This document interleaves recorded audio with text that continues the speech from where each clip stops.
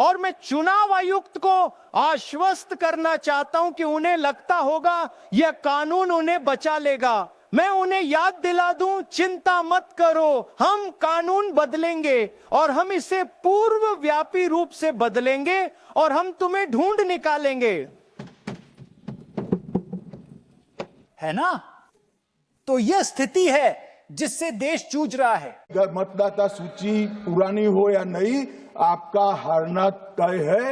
ये मतदाता सूची से नहीं होता। मान्यवर, उन्होंने कहा, अपने लॉजिक के समर्थन में कहा कि भारतीय जनता पार्टी को कभी एंटी इनकम्बेंसी का सामना नहीं करना पड़ता। मान्यवर, एंटी इनकम्बेंसी इनके खिलाफ होती है जो जनहित के विरुद्ध काम करे। ये बात सही है कि भाजपा को एंटी इनकम्बेंसी का फायदा विरोध बहुत कम करना पड़ता है। हमारी सरकारें बार बार चुनकर आती हैं, चाहे राज्य में है या केंद्र में, परंतु ऐसा नहीं है कि हम 2014 के बाद एक भी चुनाव नहीं हारे।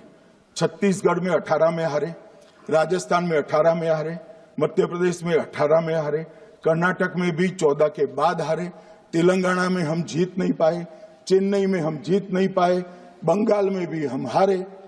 भाई तो तब तो ये मतदाता सूची बहुत अच्छी होती है, तब से नए कपड़े पहनकर आप शपथ ले लेते हो। उस वक्त मतदाता सूची का विरोध नहीं करते हो, और जब मुंह की पटखनी पड़ती है बिहार की तरह, तब मतदाता सूची का विरोध करते हो। माननीय मेरे दोहरे मापदंड नहीं चलेंगे लोकतंत्र में। जब आप जीतते हो तब चुनाव आयोग महान है, जब आप हारते हो तो चुनाव आयोग निकम्मा है, बीजेपी का कहने पर चलता है। जब आप जीतते हो मतदाता सूची अच्छी है, मतदाता सूची अच्छी है, और जब आप हारते हो तो मतदाता सूची खराब है। मान्यवर, मुझे कोई आपत्ति नहीं, इस प्रकार का भ्रांति फैलाए तो फैलाए। मेरा दायित्व है कि इस देश की जनता को एक ड्यूअल स्टैंडर्ड की जानकारी देना, जो मैं आज इस सदन में खड़े होकर दे रहा हूं। मान्यवर, आगे पर भी मैं इस विषय को कहूंगा, और ढेर सारे आरोपों के मेरे पास जवाब है। जो 3 प्रेस कॉन्फ्रेंस में, एक सादा प्रेस कॉन्फ्रेंस, एक एटम बम वाला प्रेस कॉन्फ्रेंस, एक परमाणु बम वाला, ये तीनों में क्या हुआ, इसके सारे जवाब में मेरे पास है। मान्यवर, अब ये कहते हैं कि 2-2 जगह है, 2-2 जगह मतदाता है। मान्यवर, किन किन लोगों के 2-2 जगह मतदाता में, इसमें जिनके नाम 2 जगह रजिस्टर्ड है उसका दोष नहीं निकालता मैं, क्योंकि एक जगह से कोई व्यक्ति दूसरी जगह गई तो 2010 के बाद इसको डिलीट करने का अधिकार आरओ के पास से ले लिया गया। इसके कारण ये विसंगतियां खड़ी हुई है।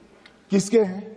श्री प्रशांत किशोर जी के 2 जगह मतदाता है, पवन खेरा जी का भी है, तेजस्वी यादव का स्वयं का है, टी सिद्दीकी एनआईसी केरल के नेता का है, मान्यवर संजय सिंह आप पार्टी के नेता के हैं, एक किशोरी पेडनेकर यूबीटी शिवसेना के हैं, इनका भी है।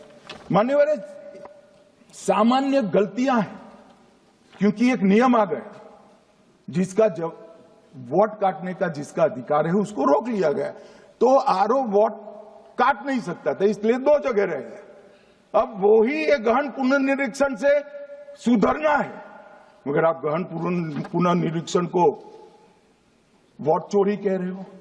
मान्यवर, वोट चोरी किसको कहते हैं वो मैं बताना चाहता हूं, और हमारे यहां कुछ परिवार ऐसे हैं जो पुश्तैनी वोट चोरी करते हैं। अच्छा, बोलिए आप। हाँ, बोले आप, बोले। हाँ, बोले आप, बोले। स्पीकर सर, मेरा कल एक सवाल था, जो हिंदुस्तान के इतिहास में पहली बार डिसीजन लिया गया कि इलेक्शन कमिश्नर्स को फुल फुल इम्यूनिटी दी जाएगी। ठीक है, ये है ना, इसका जवाब इसका पीछ में खत्म नहीं किया सर। इसके पीछे जो थिंकिंग थी वो हमें सबसे पहले बताएं।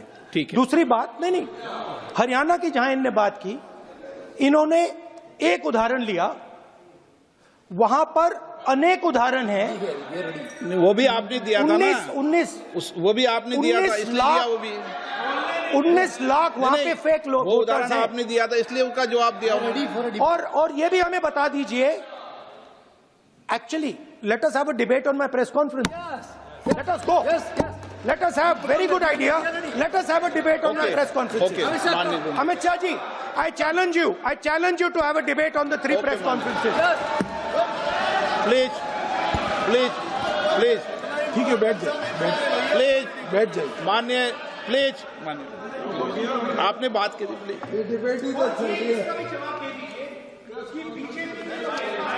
उत्तर प्रदेश में और हरियाणा में दोनों चुनाव में वोट कैसे दे रहे माननीय, हैं? प्लीज ये भी जवाब दे दीजिए। माननीय गृह मंत्री जी। मान्यवर, पहली बात मैं स्पष्ट करना चाहता हूं, मैं 30 साल से विधानसभा और संसद में जनप्रतिनिधि के रूप में चुनकर आता हूं। मुझे लंबा अनुभव है संसदीय प्रणाली का।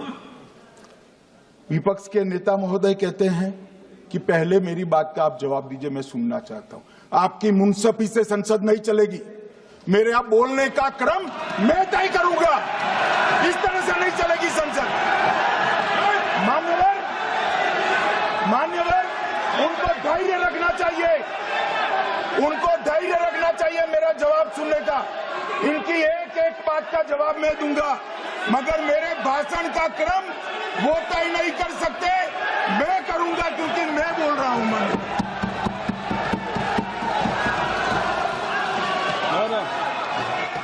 एक मिनट गृह मंत्री जी, एक मिनट गृह मंत्री, क्या गलत बोला उन्होंने?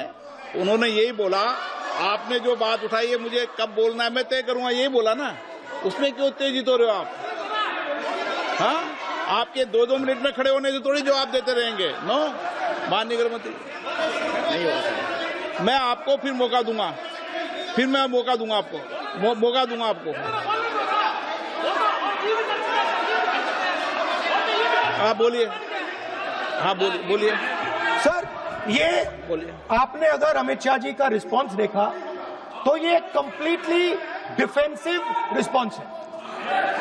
ये घबराया हुआ रिस्पांस है, ये डरा हुआ रिस्पांस है। अब सुनिए पूरी बात, प्लीज मानिए। नो, सच्चा रिस्पांस नहीं है। माननीय गृह मंत्री जी, मान्यवर, आपके चेहरे पर बैठो। मान्यवर, आपके चेहरे पर चिंता की लकीरें मैं देख रहा हूं कि मैं क्या बोलूंगा। मैं उनके उकसावे में नहीं आऊंगा।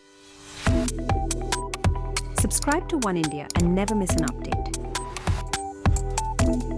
Download the One India app now.